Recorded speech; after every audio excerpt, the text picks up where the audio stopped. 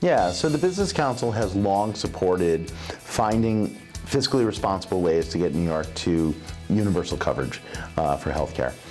We are really close in the state. We're at about 95.5% coverage in the state, and of that remaining group, we feel that we understand that about half of the group are people who are undocumented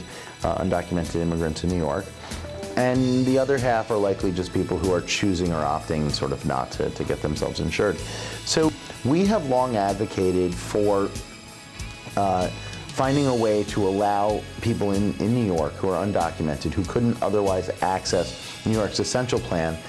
because of federal restrictions, finding ways for them to be able to access this kind of low-cost coverage to ensure that we would close this gap to almost completely universal coverage. This year we had the benefit of teaming up with a number of groups in the state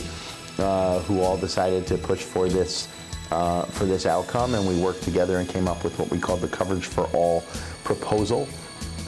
All the bill does at the end of the day is allow for folks who would otherwise not be eligible through the federal program to get in through a New York State funded program. The bill has a price tag on it of $375 million annually, but has been analyzed to save $700 million annually in unnecessary emergency visits and other sort of health care that occurs sort of outside of that primary care setting. So what we're ultimately doing here is expanding coverage to almost universal coverage in the state of New York for a price tag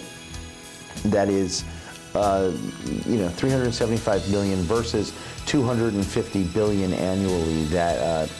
we could be spending on a program that's proposed for single payer in the state.